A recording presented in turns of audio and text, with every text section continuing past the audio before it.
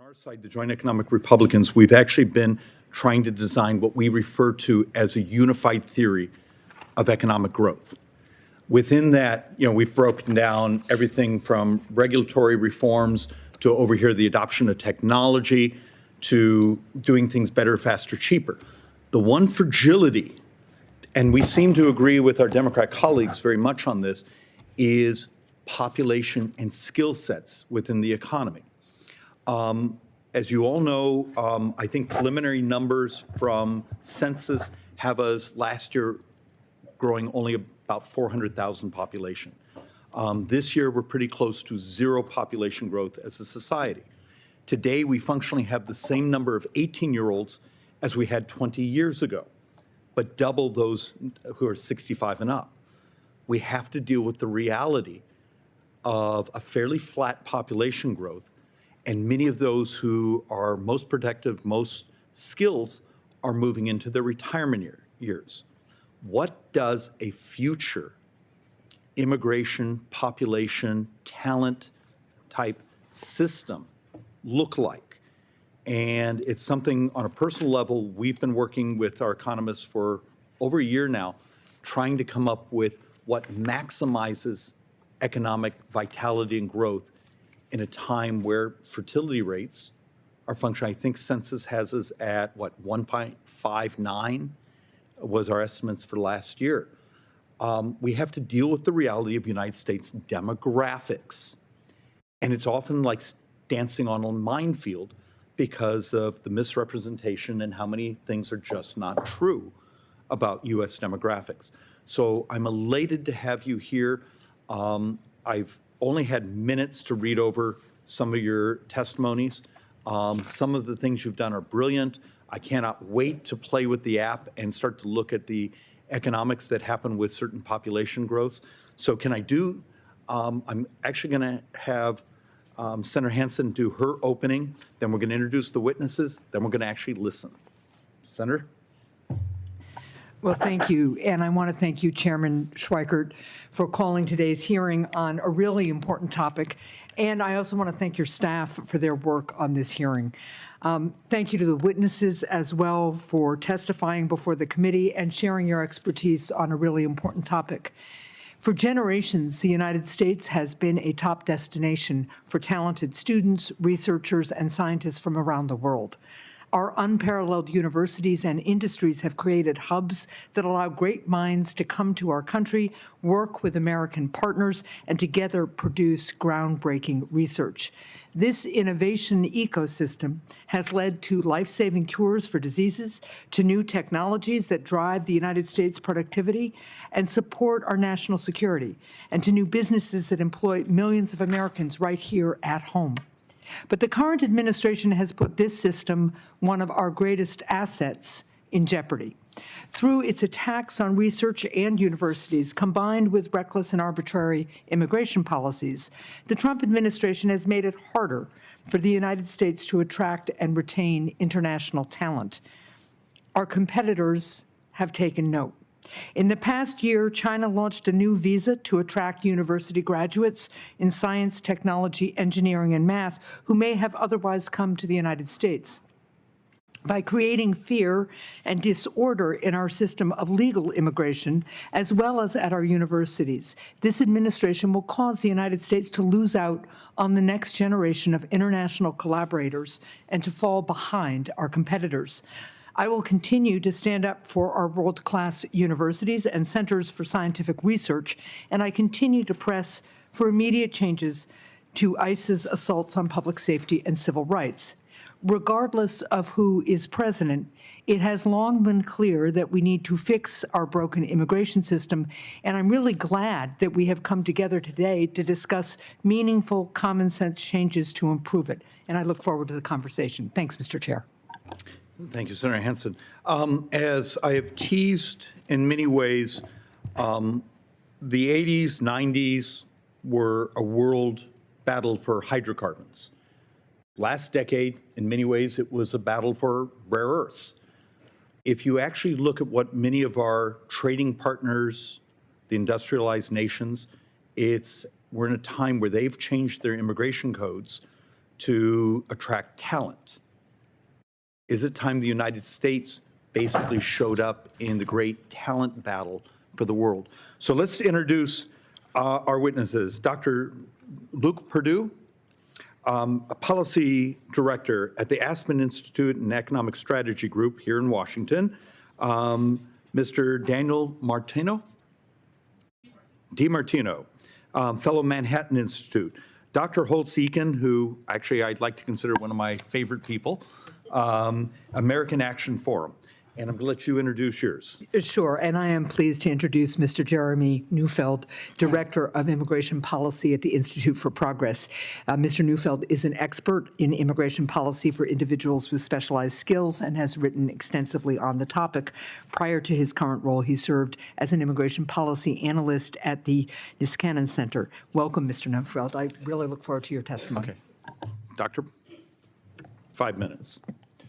Chairman Schweikert, Ranking Member Hassan, and other members of the Joint Economic Committee, thank you for inviting me to participate in today's hearing.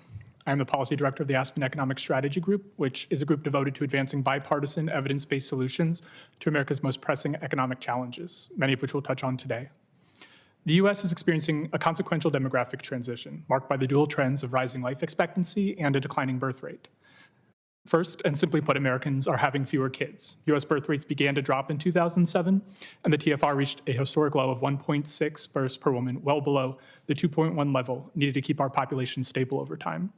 Meanwhile, average lifespans have increased. A person born in the U.S. in 1960 was expected to live to 70 years old, and by 2023, average life expectancies have risen to 78 years. As a result, America faces prospects of a slower growing, eventually shrinking, and older population. Even today, nearly 1 in 5 people in America is age 65 or older. I'd like to focus my remarks on the economic challenges presented by these demographic shifts and how we might address them. So first, the aging of the population is driving the rising federal debt, and in turn, it's reducing our capacity to invest in other productive uses. Second, these shifts have reduced America's economic dynamism and diminished the labor market prospects for younger workers. Finally, and on an optimistic note, there are policy solutions to the economic challenges presented by these shifts, such as attracting high-skilled talent from around the world, more effectively investing in our domestic workforce, and making it easier for those who want to have more kids. So on my first point, the aging of the baby boom generation into retirement has created a growing imbalance between our spending on entitlement programs like Social Security and Medicare and the revenue that we need to meet those obligations. And my own research has found that the continued aging of the population is driving all of the rise in the nation's primary budget deficit. So rising debt and deficits can reduce our fiscal space to support other domestic needs, including spending on future generations. So in 2019, the federal government, for every dollar that the federal government spent on children, it spent $5 on elderly Americans. Starting in 2023, the federal government spends more on interest payments on the federal debt than we spend on our children. On my second point, these shifts have also contributed to reduced American economic dynamism. The U.S. has among the most entrepreneurial and dynamic economies in the world, yet we've been seeing dramatically falling rates of dynamism in recent years. For instance, the startup rate over the past 40 years has fallen by 29%. And research has shown that the demographic shifts I described can account for a third of this startup deficit. Additionally, as older workers live longer and remain in high-paying jobs, younger workers face fewer opportunities to move up the career ladder. Undoubtedly, it's a good thing that Americans are living longer, but it also means that the flatter career trajectories younger workers experience make it more difficult for them to make key early life investments like buying a home, investing in education, and yes, starting a family. Again, absent policy action, these trends paint a picture of America moving through the rest of the century with an older and a slower growing population, where spending on the elderly consumes an ever greater share of public resources, and where younger workers face fewer opportunities and fewer opportunities to gain the skills they need to thrive. So in the rest of my time, I'd like to tell you all about how we can avoid that future. First, we can be sober-minded that having more kids today will take decades to show up in better macroeconomic outcomes, but we should still enact policies that make raising a family more affordable and accessible to young adults today. Although incremental policy changes like modest tax credits might not have large impacts on birth rates, even small changes compounded over time can result in millions more Americans. Second, as we're taking those steps, we can address these challenges by improving our ability to attract and to retain the world's brightest minds. High-skilled immigrants create productivity-raising technological innovations. They start businesses that raise business dynamism, and on net, their contributions reduce the federal deficit. In particular, today, when the connection between America's technological leadership, Our economic power and our national security has rarely been stronger. Leading the global race for talent should be a policy priority. Finally, a complementary approach to those two steps that I just described is to create a more productive domestic population. We can do that first by investing in our children through spending on programs that have been proven to raise their educational attainment, their earnings, and their health in adulthood. But again, we can only do that if we have this fiscal space to make those investments. And more broadly, we must think seriously now about how to equip our country's education and our labor market institutions to give workers the flexibility and resilience to navigate a rapidly shifting economy. Thank you again for the opportunity to testify, and I look forward to taking your questions.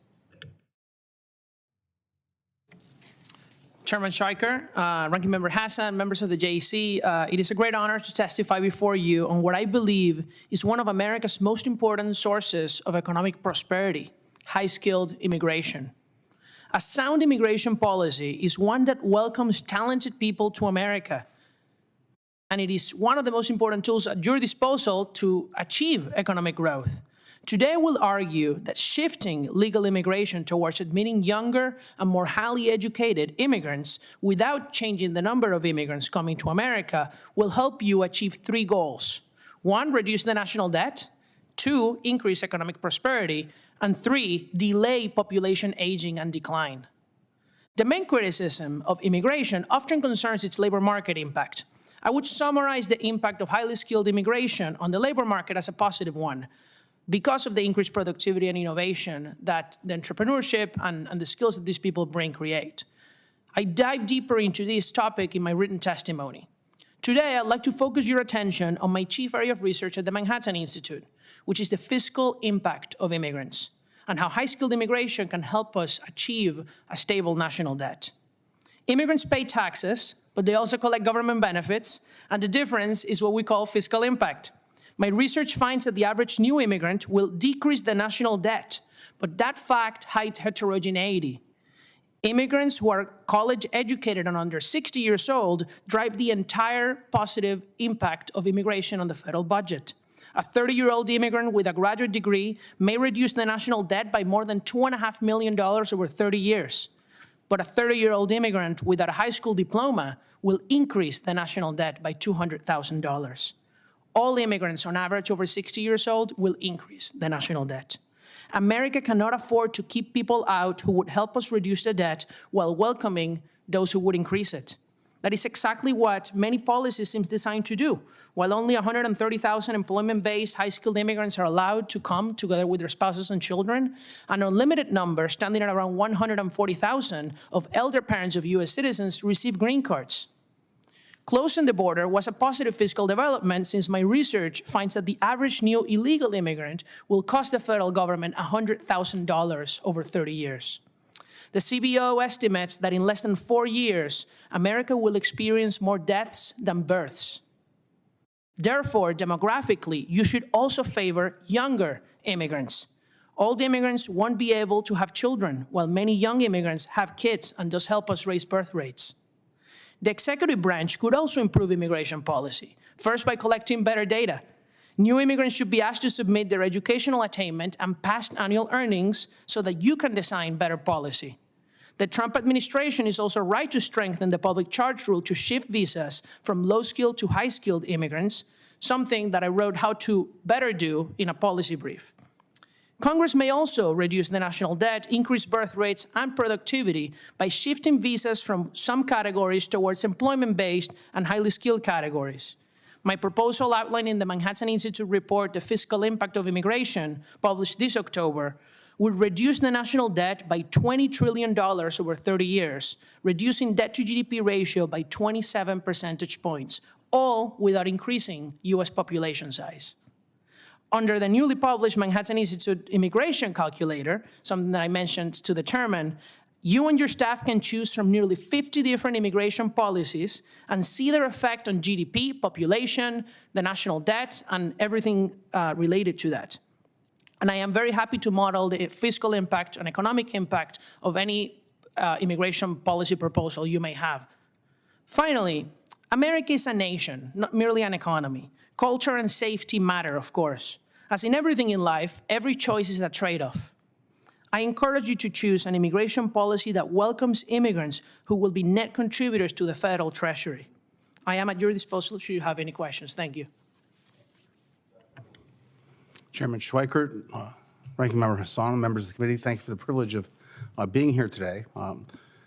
Let me echo some of the things that have been said already about the benefits of more and targeted reforms to highlight skilled immigration.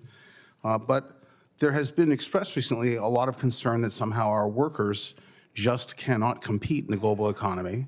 And this has led to support for policies like tariff walls, Buy American provisions, subsidies to domestic producers, and restrictions on immigration in the name of protecting the American worker.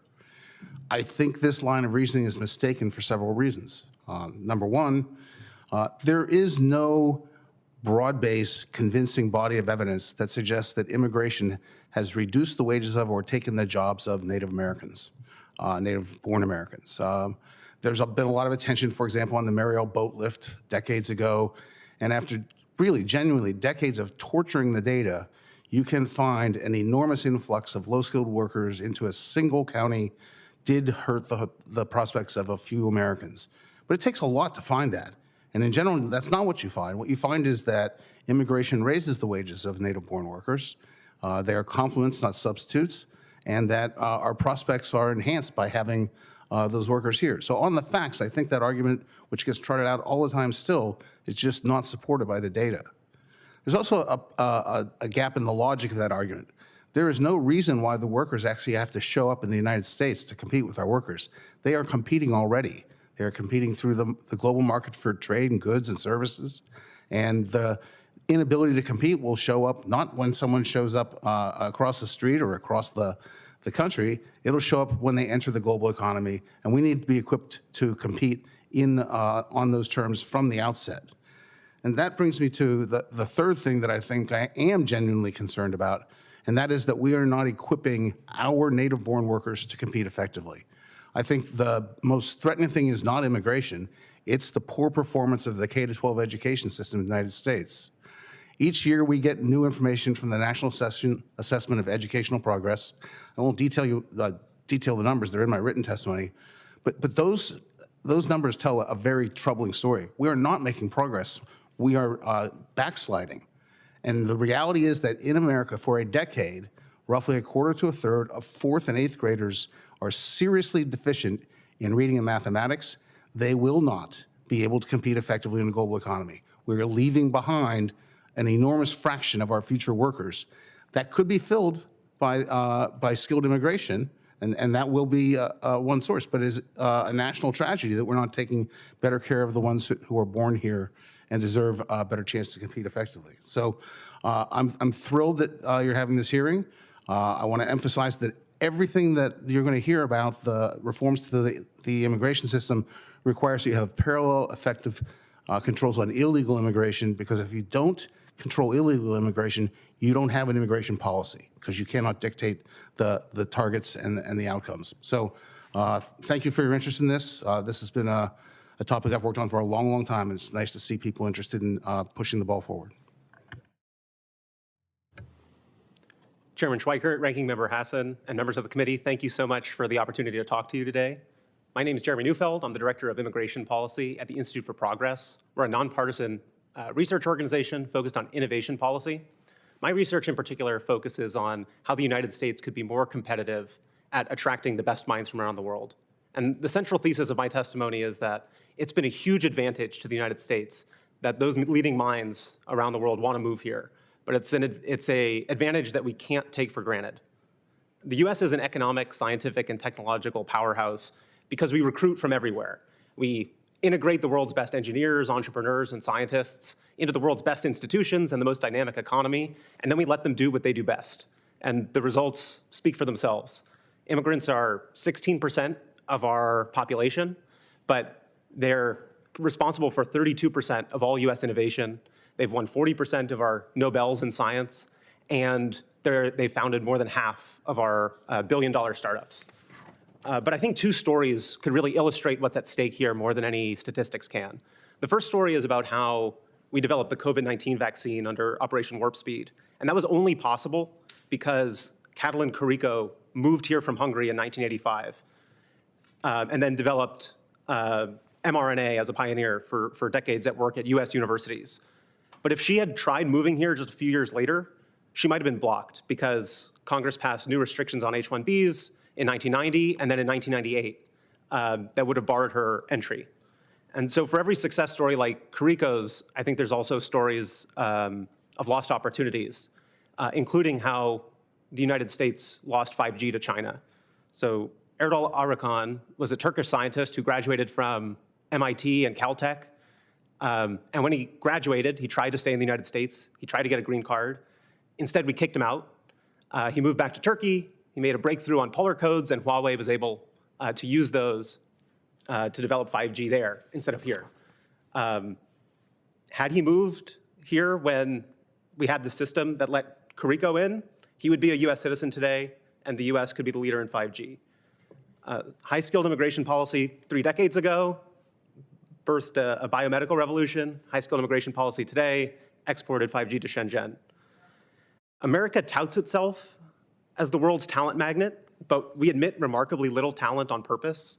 Of the 1 million or so green cards we issue each year, only 7% of them are issued on the basis of skills or jobs.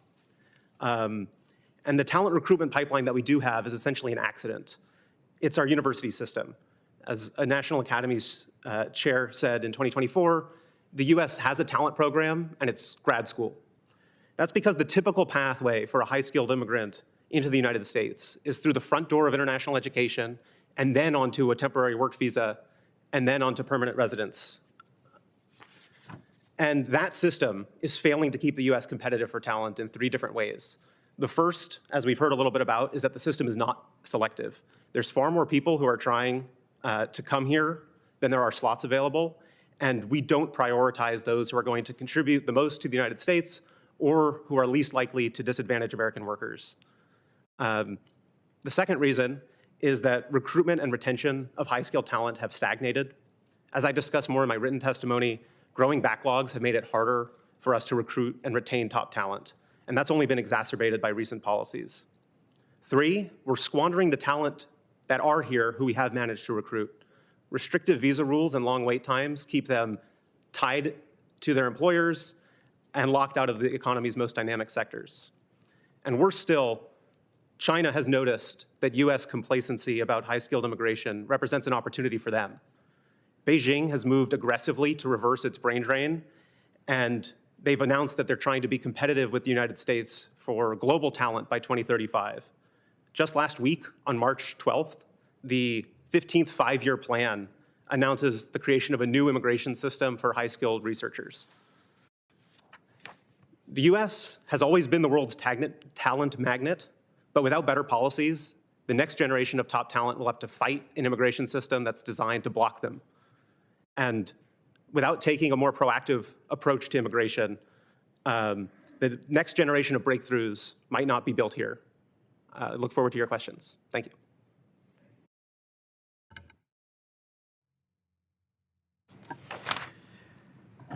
Well, thank you very much, Mr. Chair, for the courtesy.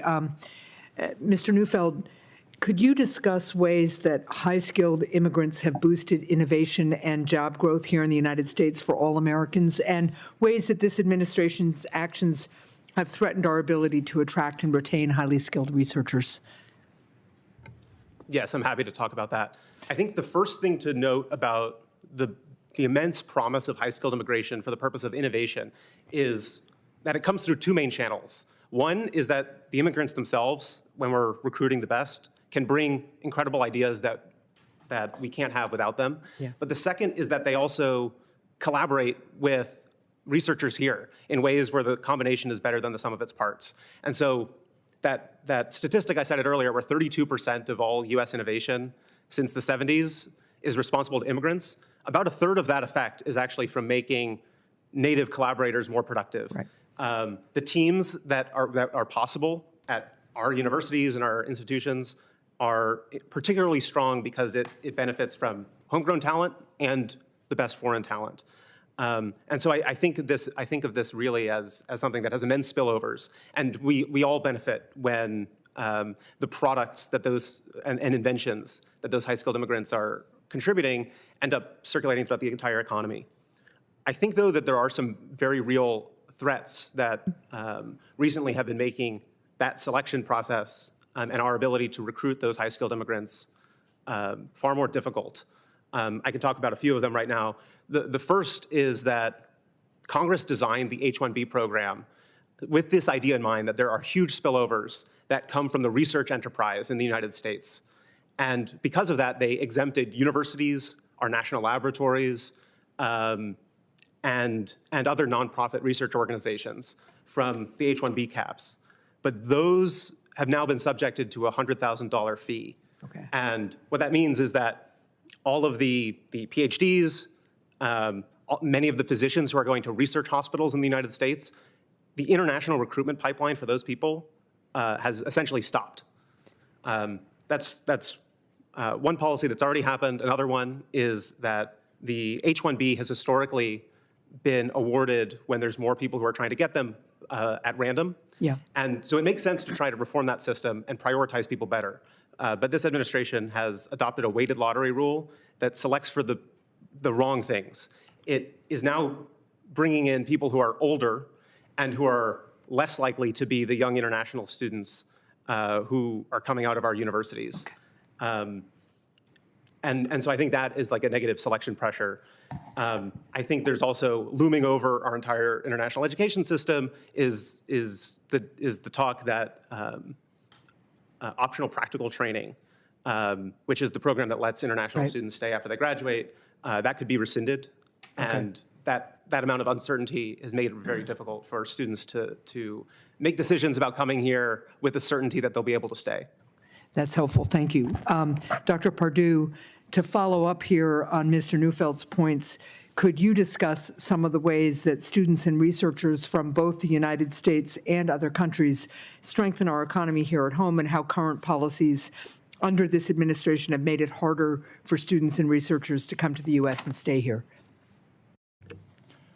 Thank you for the question, Senator. I would point to a few points in a few ways in which both foreign-born and native workers come together to be more productive. And I would say, first of all, that productivity effect is enormous. So, for instance, there are studies that look at the different success rates of companies that are combined, that are made up of native-born teams, mixed native-born and foreign-born teams, or just foreign-born founders. And they find that the most productive, the most successful, say after 3 years, are those teams that are made up of both foreign-born and native-born founders, what you might call, native-born and immigrant teams. After 3 years, those teams have those companies have 23% more people. So those are the exact types of synergies that we're seeing, and the fact that we see that success is a testament to the fact that immigration is more than the sum of its parts. On the second part, some of the positive effects come from the deficit. High school immigration can relieve our fiscal pressures because of these productivity effects. The Penn-Wharton budget model estimated that even if we kept the total number of visas constant, but allocated 10% more to foreign-born STEM graduates, we would see a reduction in the federal deficit of $153 billion over 10 years. And finally, foreign-born students who graduate with a STEM degree, for every 100 foreign-born students that graduate, 262 jobs are created. And so that's a testament to the job creation abilities of foreign-born students. The one thing that I would point out is that for years, we have neglected our high-skill immigration system, and we've seen growing backlogs. These green card visas limits have been set in the 1990s, and I think that it has been a decades-long problem that's been growing. And so I think that the fact that there's bipartisan consensus around reform is a really positive development. Thank you. Thank you, Mr. Chair. Thank you, Senator. Thank you, Mr. Chairman. I appreciate the hearing on this important topic. Business owners in my district consistently tell me they have trouble finding people to fill the spaces that they have available. This may be not all skilled immigrant, we call it, forget the other term that we use, but this is all the way up and down the skill levels. I served in construction, or I owned a construction. I was a contractor for a long time, and that was always like the #1 issue affecting whether we could grow or not, whether we could find people. And I want to talk a little bit about that, but first I want to talk, one thing that I think about a lot here is obviously the fiscal trajectory we're on, the debt. And one of the ways that we can begin to change the trajectory, there are a number of them. You could increase revenue, you could reduce spending to lower the deficit, but you have to have strong economic growth. And in fact, I would argue that you really can't begin to change the debt problem without having strong economic growth. CBO, Dr. Holtz-Eakin, I think I'll ask you this question. You've been, of course, a former director of CBO, but Director Schweikert tells me that one of the reasons that they are projecting what is pretty tepid growth for the next 20 or 30 years of about 1.5 to 1.6% annually per year, when our historic average has been closer to 3%. They say one of the major reasons for that is a lack of workers. Would you agree with that? Do you think having additional workers, maybe through immigration, if we aren't producing enough workers ourselves, is really important? Talk just a little bit to me about how that would affect economic growth. Yes, I think that's absolutely correct. The demographic transformation that Dr. Pardue talked about has been forecast for a long, long time, and we've seen the transition to a higher ratio of retirees to working-age Americans. We've seen on top of that an unanticipated further decline in fertility, and the result is we're simply not seeing rapid growth in the population, which translates into slow growth in the labor force. And economic growth isn't magic; it's arithmetic. It's workers and output per worker, and so it's workers and productivity. Immigration helps on both fronts, and so we can have more workers. And by choosing the skills in the workforce, you can get better productivity. And immigration has, even without trying, this is, I think, one of the points that's worth thinking about from Dr. Neufeld, is that even without trying, we've benefited enormously from the economic talents of immigrants. If we tried, if we targeted the reforms, it would make an enormous difference. So I think that's something to focus on. Yeah. One of the things, and we could talk about that a little longer, but one of the things that I've found interesting, we've had a year of fairly high growth. Maybe Dr. Pardue asked you this question, but we've had a year of reasonably high growth. I think we ended up about 2.5% or something like that. But it seems that our job market hasn't kept up with that in the way that you would typically expect, showing potentially we're seeing some of the effects of higher productivity, potentially through AI. And so I guess I'm wondering how you would project that going forward if we're projected to be short workers. What's AI going to do to that equation? Are we going to see that much higher productivity that we won't need as much immigration as we're thinking here? Just talk to me about what that looks like. Sure. Thank you for the question, Representative. And I think your assessment is right. We've been seeing fairly strong economic growth, but a slowing job market. And I would point to two over the long term. I would point to two trends, which is that the fact that we're seeing economic growth right now, despite a slow job market, is because of the fact that productivity growth has been so strong, and that's been really keeping up economic growth despite the weak job market.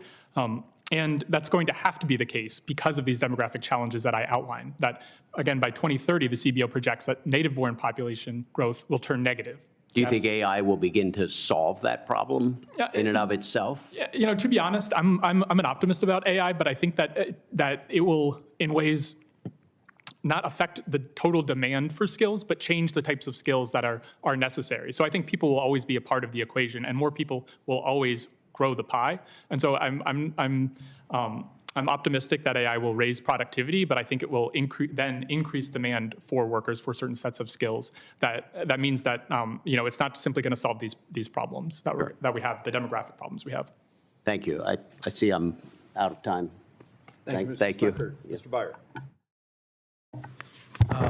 First, Chairman, thank you very much for putting this together. I really appreciate the wonderful people you have testifying, and thank all of you. I wish every member of Congress could read your 4 testimonies. And David, we should try to figure out how to make that happen. That would require literacy. Oh, sorry. In any case, thank you very much. I will actually, all of my team read all of them. And one of the nice parts about listening to you is it's been so disappointing to put up with the nativist, xenophobic stuff that we've gotten the last year. No ad hominem attacks, but I'm very disappointed with the leadership that Stephen Miller has taken us down the last year. And I think it's the wrong direction for our country. And I look at the cumulative economic effects of the visa processing delays, the $100,000 H-1B fee, the blanket country bans, et cetera, and think all this is moving in the wrong direction. I was fascinated, Mr. Neufeld, by your really interesting insight that it's that graduate and postgraduate education that's often the portal for getting these high-skilled people in. I was talking recently to the graduate admissions director at George Mason University, our local one, in computer science. And he said that they've had an 80% drop in the last year of overseas applicants for their graduate program in computer science, which I think is a great, great loss for our country. But I was also intrigued and pleased by, putting, all of you had great suggestions. Mr. Neufeld, you're talking about the specific 4. Number 1 was turning an H-1B into a true merit-based visa system. A couple of things I'd love for you to answer on that. Number 1 is I know there will be pushback from many of my friends in the Democratic caucus about people are going to be left out of certain countries. I specifically would imagine that this Congressional Black Caucus will say, what does that mean for sub-Saharan Africa? Are we only be getting people from Germany and Switzerland and England? Are we going to be missing people from other countries who would love to come here? Number 2, if you're basing it on compensation, what do you do with the differential compensations from different countries? Because I imagine somebody getting to Nigeria is going to make different money than somebody working in Switzerland. And also, with no offense to my brother-in-law, who's a Wall Street finance bro, those people make an awful lot of money, but I don't really want them here from other countries. How do you put together a thoughtful, merit-based plan that answers the obvious objections we're going to get? We're going to tell your brother-in-law. Thanks so much for the question. I think there's basically 2 challenges with designing a merit-based system that will require serious thought. One is both to make what are the things that we want that are actually the right metric for who's going to be benefiting America the most. I think you raised some reasons why salary is not the ideal or the perfect metric. And it might not fully capture all of the spillover benefits that we might care about. But the other thing that I think needs to be taken into account is also the incentives that get created. And this is why one huge advantage that I think something like compensation has is that it's very difficult to game in the way that an education requirement can be, for example. If you create a target that is a ticket into the United States, then people can just target that particular feature. Compensation is much harder to game, and I do think it's probably it's not exactly the spillover benefit, but it's one of the best proxies that we have for it. I do think that the concerns around different regional different prices in different regions matters a lot, and I've written before about how you could create an age adjustment based on regional price parity to account for this. I think another thing that's very important that some of my panelists up here have mentioned is that younger workers are very beneficial in the long run because they have more working years and their total contribution is much higher. And so I also think you could make an adjustment for age as well. So I think of compensation not as the end all be all, but it's something that is objective and very difficult to game. I'll also make a comment too on, for example, recruiting folks from sub-Saharan Africa. The concern is, actually I've read a number of times that the African immigrants are actually the highest educated of the ones that we bring. One more thought, the Office of Talent Assessment, I really like that, and maybe Congressman Schmucker and I can work together on that because Chairman Schweikert is going to go be governor. And it may take us a while to get it done. But I would like to make sure that we don't make that a target of a future DOGE. So often things like Office of Talent Assessment were the first things to go in this administration. We got to construct it in a way that people really see the value of it. So, and with that, my time's up. I'll yield back to Mr. Chairman. Ms. Moore. Thank you, Mr. Chairman. I'm certainly going to miss you. Oh, yeah. And indeed, I know, I think about it every time I see him. And indeed, it is good to see you, Dr. Holtz-Eakin. And I have to say, you said you're one of the favorite people. I don't know. I sort of picked up my step when I saw you here at the table when I came in. I can just tell you, one thing I like about you is that you always kind of just keep it straight. And I was struck by your comment that our 4th and 5th grade kids are not proficient in math or reading. I have stricken from my talking points about how great Wisconsin is that we had the first kindergarten in the United States, because that's obsolete at this point. We all know that birth through 3 is where it's at. And after that, we're opening up kindergarten doors and we're remediating immediately. And so, you know, I just hear from this panel in a lot of ways, you know, immigration, yes, a high-skilled immigration. Get some teenagers in here. But in the meantime, to the extent that people are having children, we shouldn't throw the ones away that we have. And, I mean, would you agree that we need to start formal education a long time before age 6? Yes. I think there's a lot of evidence on that, on the benefits of not just early childhood education, but the key is sustained efforts beginning earlier. Yes. Having an early childhood program and then stopping, you lose all those benefits very Like quickly. Head Start, for example. I mean, Doesn't work. We got to have publicly funded education. And would also help with the child care crisis. We want women to participate in the workforce, and it's hard for them to do by trying to finance their own care. But anyway, that's a digression from the main topic to some extent. I'd like to know more about the H-1B visas, where it now costs $100,000 to get one. Can you explain that to me really quickly? It was something that surprised me. Mr. Yeah, Jones. so last September, there was a proclamation that announced that there would be a $100,000 fee for the entry of new H-1Bs. And so importantly, this applies only to people who are outside of the country. So this does not apply to international students, for example. So for the 85,000 capped H-1Bs, I suspect those visas will still all be issued. But there's also these uncapped H-1Bs. These are the visas that are going to universities, our government labs, and other research organizations. And that if they're trying to recruit the best professor from Oxford or Cambridge or wherever around the world, that international recruitment pipeline is essentially over because $100,000 can't justify bringing in those people. Okay, so Dr. Pardue, you made a point that I found a little concerning.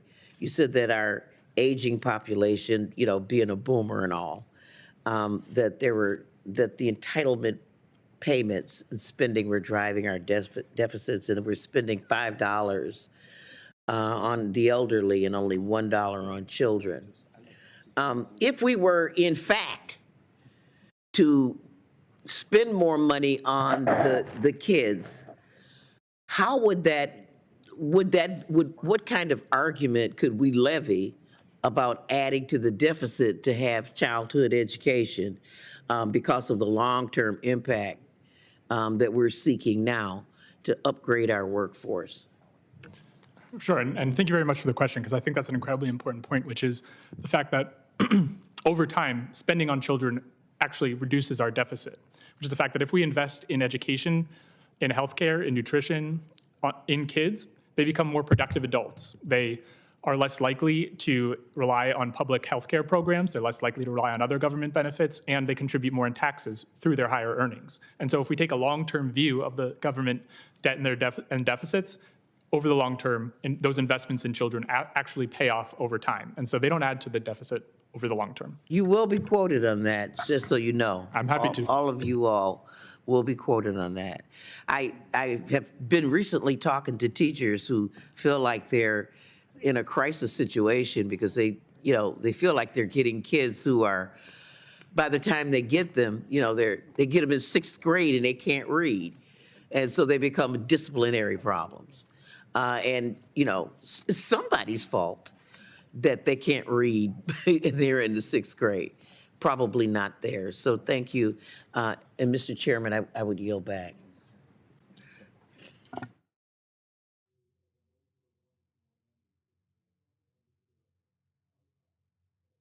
Oh, fine, turn on my mic. Who have questions? So Senator Hansen. I just had one more question to Mr. Neufeld. I mentioned in my opening remarks that other countries have created new programs to attract talented students and researchers who would have previously chosen to come to the United States in a clear effort to capitalize on the Trump administration's attacks on universities, its cuts to research, and truly reckless immigration policies.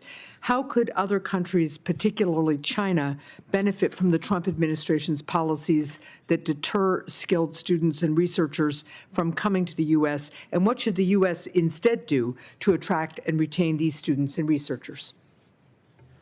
Yeah, so over the course of even just the last decades, a lot of countries have seen our general complacency around this retention as a huge opportunity. We know that in the last 10 years, both Germany and Australia have seen a share of the OECD international students. Right. They've captured a much larger share than they used to, while the U.S. has basically stayed flat in how many of the international students who are traveling to OECD countries where they're ending up. That is exacerbated very much right now. We've seen that international enrollment at U.S. universities in the last, just in the last year, has declined by over 15%. Visa issuances for F1 student visas has declined by over 30% over the summer. And so I think these should all be setting off alarm bells for people who are concerned about the long-term attractiveness of the United States. I think there's a lot we could be doing to improve retention. Maybe the single easiest thing is to establish policy certainty so that international students can make decisions knowing that they can complete their programs. But then having predictability about getting visas, getting work visas after they've graduated would significantly increase their retention.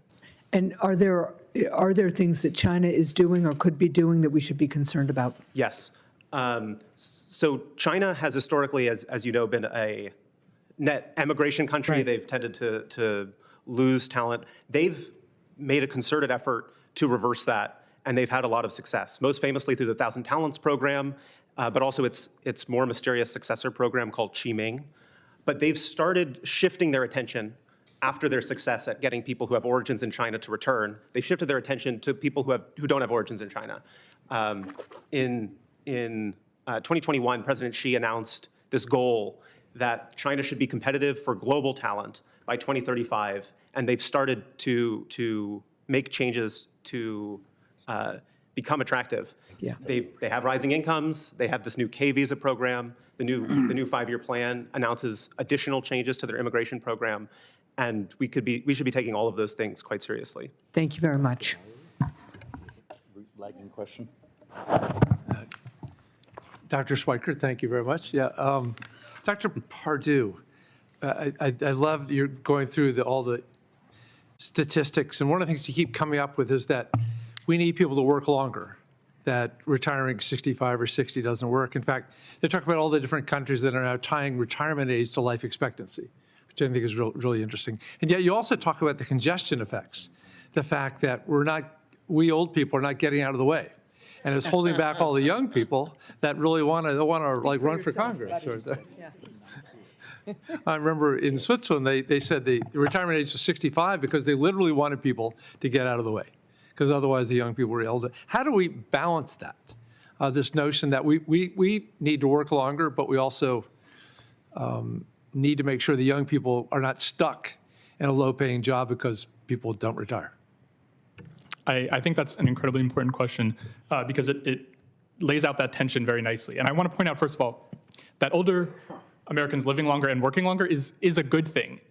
Older workers have firm-specific knowledge. They are more productive, and firms' revealed preference, the fact that they keep them on, is a revelation that they still are productive members of the company. And so that's the tension, which is how do we capture all of this knowledge and productivity that older workers have while still allowing younger workers to move up the job ladder? And we do that by raising dynamism in this country. This is happening because the reduced business dynamism, the startup rate falling 30% over the past 40 years, doesn't provide those opportunities for younger workers to find new career spots. And one way that we can raise business dynamism is through high-skilled immigration and raising the startup rate and doing all of that sort of stuff. And so what we can do is we can capture all of that productivity that older workers have and that knowledge, while at the same time giving younger workers those opportunities through increased dynamism. Thank you very much. Mr. DiMartino, I was giving Mr. Neufeld a hard time about my finance bro brother-in-law. You modified his thing a little bit, saying not their overseas compensation, but based on salary offer, what they're actually worth in the U.S. marketplace. Yes, because that's really what we care about, right? It's not about their past, but their future. And in fact, you mentioned the point before about sub-Saharan Africa and the country of origin, right? If you do compensation-based, actually, if you do compensation-based salary ranking of H-1Bs, you get a lot more country of origin diversity than the current system. Out of all new H-1B visas, 50% go to people from India. If you were to do salary-based compensation, that share would go down. It would still be the largest country of origin, but that share would go down and the share of everybody else would actually go up. And that is because, the reason many firms actually prefer people from specific countries or many industries that benefit from the H-1B program, it's not because they just want cheap labor, it's because of the visa system that keeps specifically Indians in the visa backlog for much longer, right? If you're from India, I don't know if you're aware, but the wait time for an employment-based green card is, if you apply today, is perpetual. You will die waiting. If you're a physician, from India, you will never be able to become an American. Unless maybe you have children and then they sponsor you, you have to wait 21 years. That's really the only way. And many people argue in Congress, I believe, that the solution is we should just treat people equally by country of origin. But if you just treat people equally, then you just rate everybody else's wait times to 20 years, which is still unacceptable, right, to wait 20 years. The real solution is we need to expand high-skilled immigration. We need to select better, right? We need to select people based on compensation, not people who are just middle-wage workers. And Mr. Neufeld had said, just expand the number of green cards to get rid of the 21-year wait. Right? That would be the easiest way to do it. Yeah. Okay. You could also shift, right? Remember, for example, there's EB3. You can shift them towards the EB2. You can shift family visas. A lot of people talk about the diversity lottery, and I know that that's like a popular program on the Democratic side of the aisle. However, when you think about recruiting immigrants, even if you wanted to keep a system that gives people opportunity from other parts of the world, wouldn't it be fairer to say you can come here if you attain certain skills? Everybody in the world can learn English. Everybody in the world can try to seek an education, apply for a job. But not everybody in the world can win the lottery or appear a sibling in the US to sponsor them, right? So it's not only better for America's economy, it's also fairer to people all over the world. Yeah. Mr. Neufeld, one more question. You talked about the visa restrictions, that the PhD has to stay in the university rather than move into the private sector. I'd never heard that before. Can you expand on why that is and how we fix it? Yes. So this is largely a function of what Mr. DiMartino was mentioning, which is the fact that Indians and Chinese have incredibly long wait times in order to get permanent residence. Permanent residents, when they get to the green card, they can change their job, they can go anywhere they want, they're not tied to their employer. But before that, many of them know that their status in the country is dependent on their access to H-1Bs. And if they can't win the H-1B lottery, they might try to enter the H-1B lottery. Their fallback option is those cap-exempt H-1Bs, which are available to academia. And that means that many people who would want to take their ideas into the private sector end up settling for academia and feeling like they're locked there. And you can look at this when you look at the startup rates among US researchers and foreign-born researchers. The American startup rate is much higher because many of the immigrants researchers end up getting locked into academia where they're not allowed to take their ideas into the commercial sector. Thank you very much. Ms. Moore, do you have a second? Thank you so much. Dr. Holtz-Eakin, I'm going to come back to you and dig a little bit deeper into your testimony. Here we are talking about the need for visas that support highly skilled workers. Here we are talking about admitting teenagers, high schoolers in so that we can capture their youth and productivity in order to compensate for our low birth weights. But you said that illegal immigration absolutely is a problem, but you have said that there's no evidence that immigrants displace native workers or lowers their wages. Matter of fact, it pushes their wages up. And I know, coming from Wisconsin, even though I'm from Milwaukee, Wisconsin is an agricultural state, that our farmers have come down to Milwaukee to sit us down in a fancy restaurant, you know, with their produce to explain to us how we're just killing them on immigration policy. So how do we square this circle of wanting high-skilled workers, and yet, you know, we're saying that we have limited number of visas, so that we ought to focus all of them on higher skilled people? What happens to those lower skilled workers, and do we not need them? So as a general proposition, you never pick all of one thing and nothing and zero of the other in economics. That 100% and zero are never the right answer. You're going to need a combination of skills in the labor force at any point in time, and there are going to be opportunities for both. So, you know, the very simple message in my written testimony is, let's make sure we take care of native-born Americans and give them the skills to go into the labor market and compete. And they have clear incentives to acquire more skills and make more money. That's a very substantial part of the story. The next question is, how then do we decide on the number and composition of immigrants? And that's something that I think we're going the wrong direction in the number. Fertility dictates otherwise.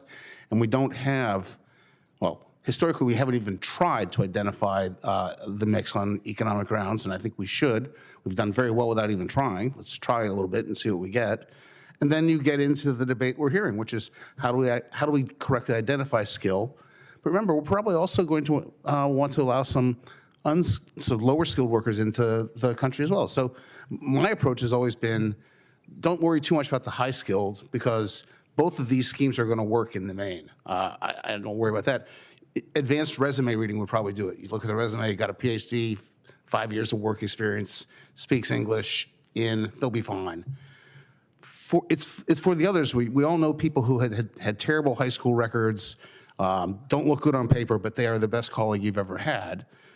For them, you need a market-based approach where they can show their worth in the market. So if they can find an employer that will sponsor them, give them a 3-year visa or something like that, come to the U.S., remain employed, get another 3 years, remain employed. You've now proven you are valuable in the U.S. labor market, regardless of what you look like on paper, admit for permanent residence. I mean, something like that has to be in the mix.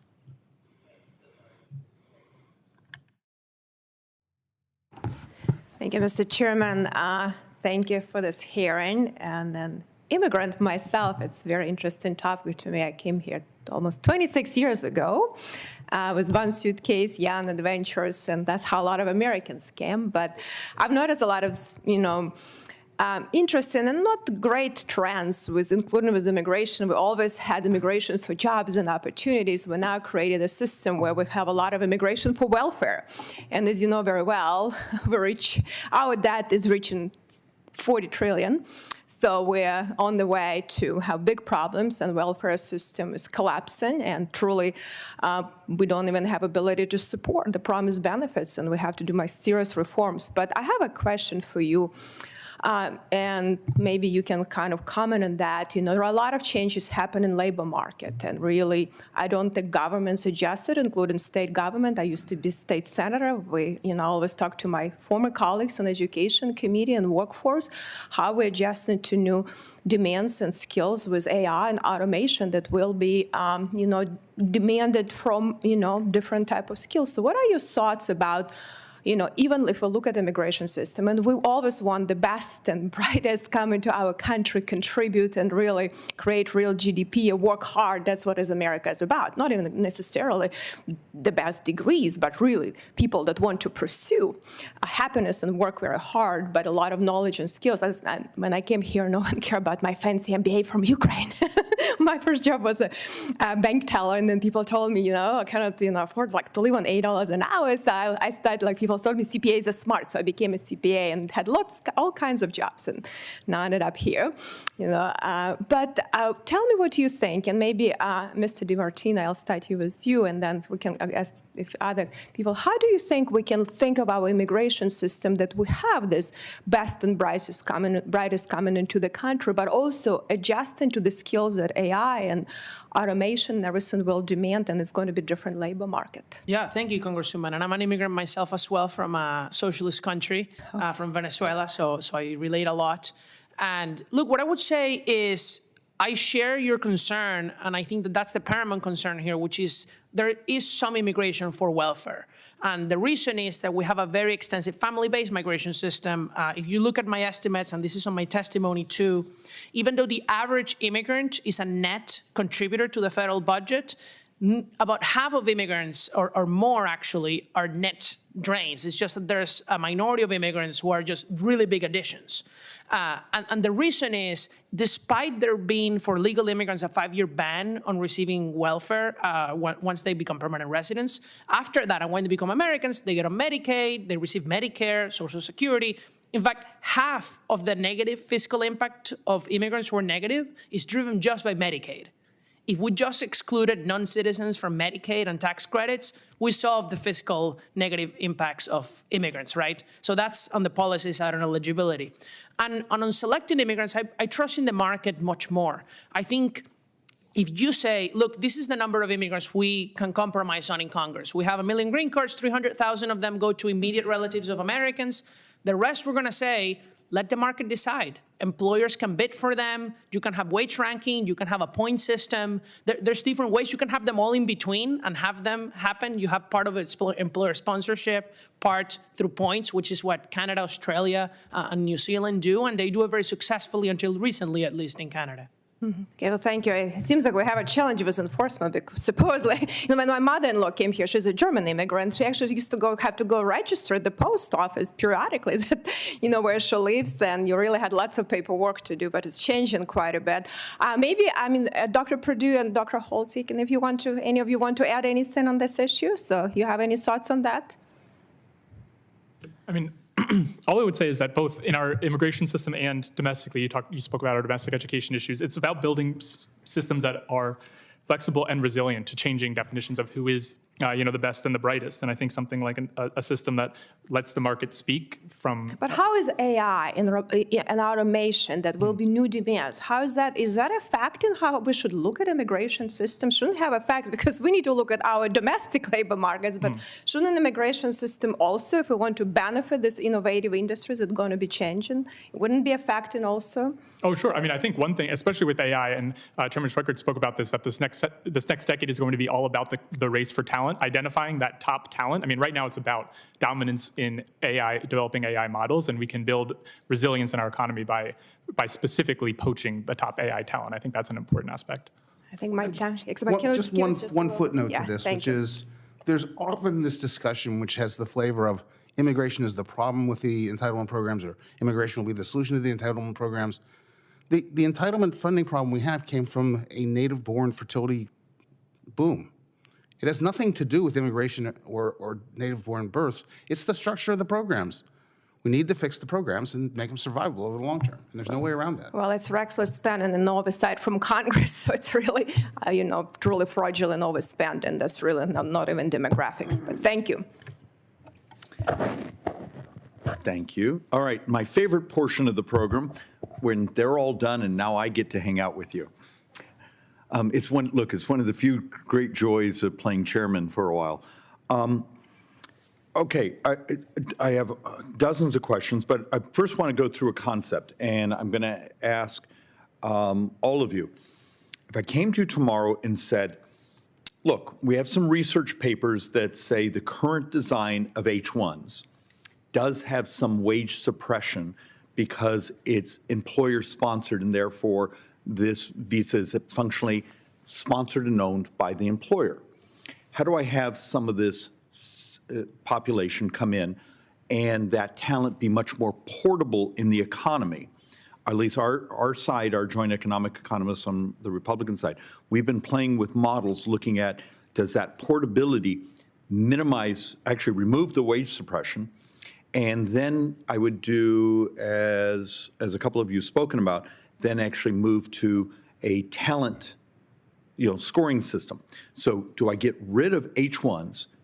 Say I want more Canada, Australia, New Zealand, Great Britain, others who've gone sort of a point type system, and say I want to maximize, this is on the skills-based visas. Here's our shortages in the economy. We can tell the shortage by the movement of wages. Is that a more rational model? If those of us who are absolutely terrified and fixated on the scale of our growing debt, as of today, we're borrowing $87,500 a second. You do realize if I do the 12-month calendar, we borrowed $2.7 trillion in the last 12 months. It's demographics and interest. Dr. Pardue, let's start at one end and go to the other. Tell me why a true point-based talent model is not a better substitution than employer-sponsored model.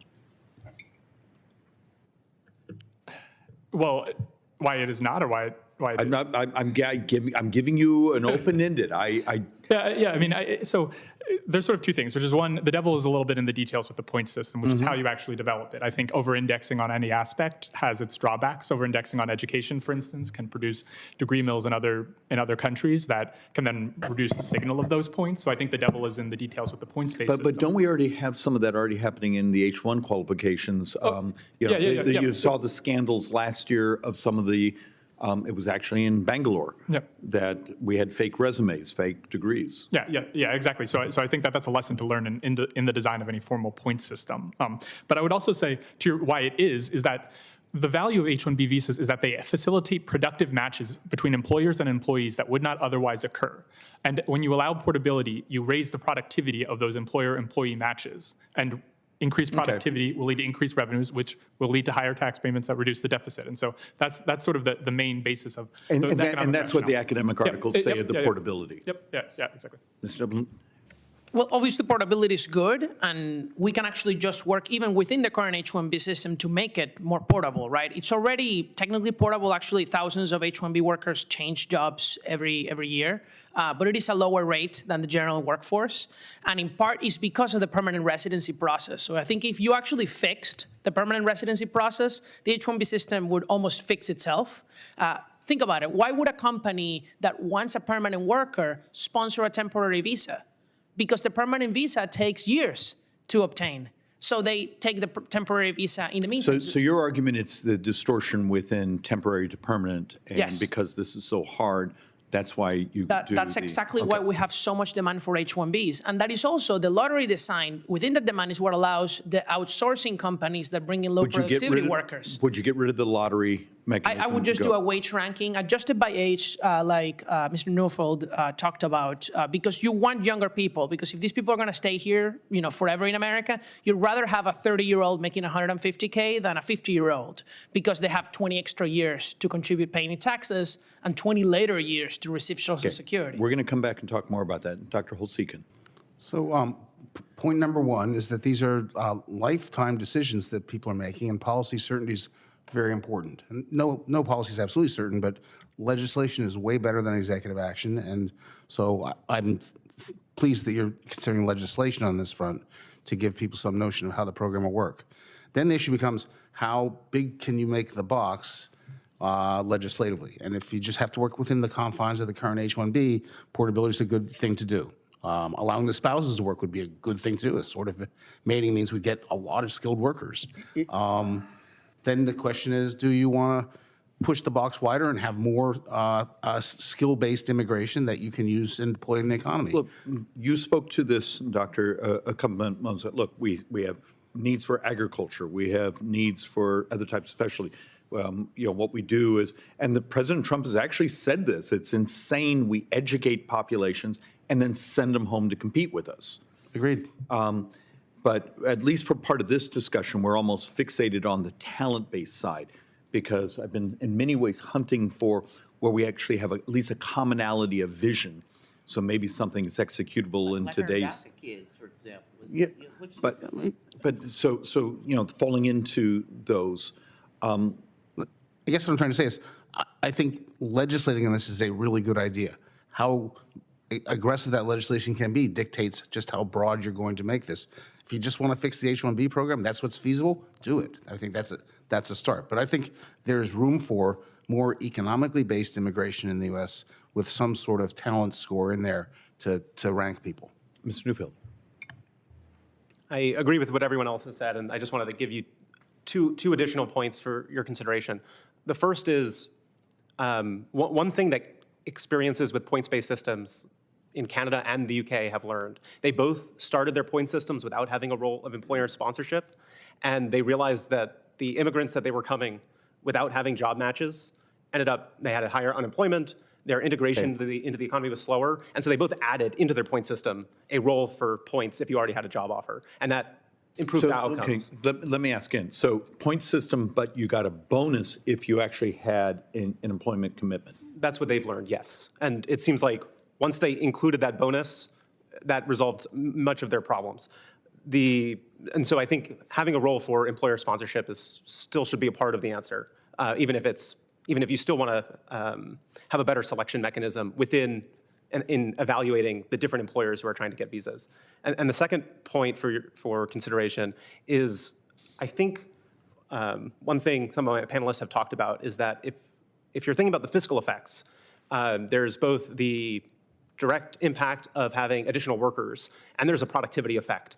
And I'm skeptical that focusing on the shortages is going to be the best proxy for maximizing the benefits of the productivity effect in the long term.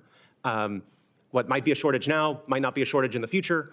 A shortage might not be the kind of thing that's going to lead to solving a shortage might not be the kind of thing that's going to lead to innovation. When you do your mental exercise in regards to productivity effect, are you actually also looking at changes within generalized wages and wage growth as part of that productivity effect? I think in the long run though the wage growth is most wage growth is going to be driven in the long run by the productivity effect.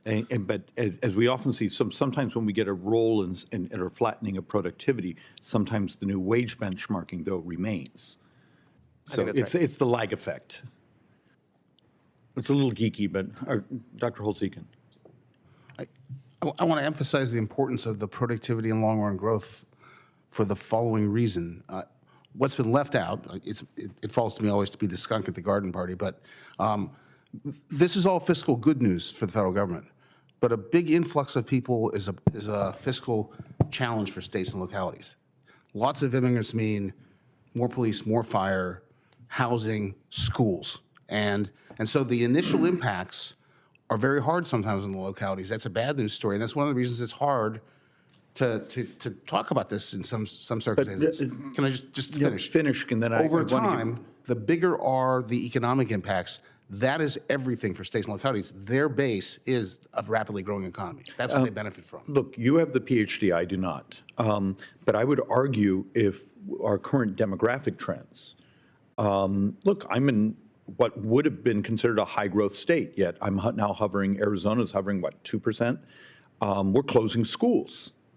So what happened when some of the way we used to look at growth was growth on top of growth? Now I have a society that basically is at zero population growth. Maybe we actually do have more capacity than we've thought about in past years, than we would have had in past years where we had generalized growth. The thing I'm concerned about, you're probably right, you're the one who's going to be governor, not me. The other things being the same, like we've adjusted to the fact that we don't have as many kids, so we've closed some schools.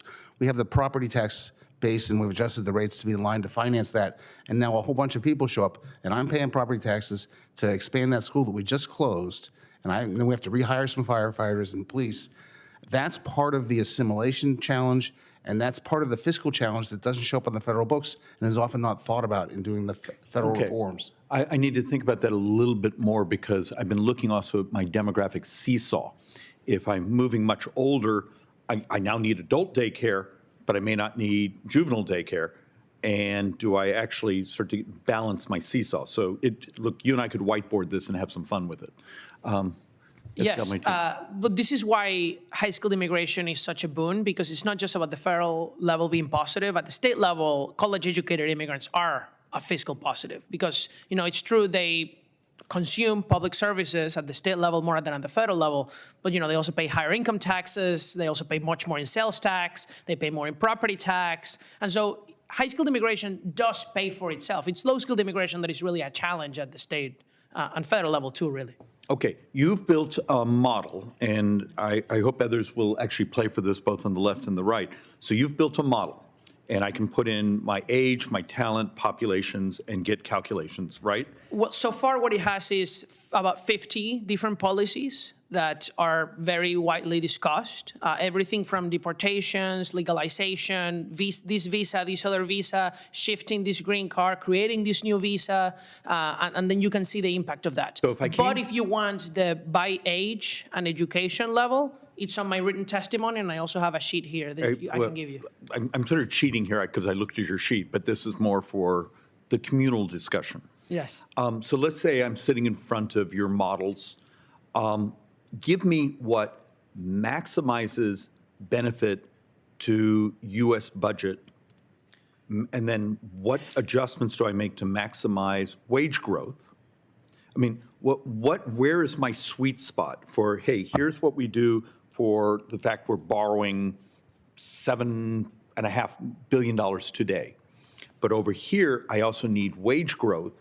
Right. And often the discussion, the fear of immigration, particularly talent-based immigration, is wage suppression. Right. But we know if it's talent-based, if properly done, actually does just the opposite. It actually raises productivity and general wage growth. Where's my sweet spot according to your models? Yes, so when economists think about the impact of immigration on wages, it's not that immigrants lower or raise wages, it's that we have relative wages, right? Physicians don't compete with construction workers. If we suddenly dropped 1 million construction workers in the United States, that's not going to affect negatively the wages of physicians, right? If anything, it's going to be positive. They're going to have more patients. And that's exactly what happens with high-skilled. Imagine we bring in suddenly a large number of high-skilled immigrants to America. That's actually going to raise demand for low-skilled labor in this country. It's going to raise the wages of hairdressers, of construction workers, of where we tend to think low-paid occupation. But they will compete with physicians in America. That's absolutely true. However, when we think of high-skilled immigrants, you're right, there are productivity effects. Maybe they create a new product. It's not just about physicians. It's AI, it's entrepreneurs, it's startups. America is one of the few countries without a startup visa, where you can't come and create a business without you investing your own money, right? We have the treaty trader and treaty investor visa, the E2, not with every country, it should be expanded. But for the countries that we do, it has to be your own money. You can't just be a startup founder that goes to Silicon Valley and gets VC funding, which is actually the most productive, right? So the sweet spot is you want to bring in people who are entrepreneurs, either they are startup founders, you want to bring in people who are college educated, ideally graduate, and people who are under 50 years old. That's really it. Okay, for our panel here, anything that's burning in your souls that you've wanted to share that we haven't been able to ask? In that case, I'm going to bring this to a close. Please be prepared. For the next week or so, we may send you written questions and ask you to send it back to us, which will be made part of the public record. And with that, thank you for everyone participating. I care a lot about this subject. We have spent years and years and years in my office and also with our joint economic team trying to build what we call the unified theory of trying to stabilize U.S. debt and economic growth and opportunity. And as we build that unified theory, the fact of the matter is immigration, particularly talent, I can't make any of the other numbers work without fixing this module of it. It's just, it turns out it's the cornerstone of making all the other adoptions of technology, new processes, deregulation work. We need to start to think about this as a unified theory of economics. And with that, the hearing's closed. Thank you for your participation.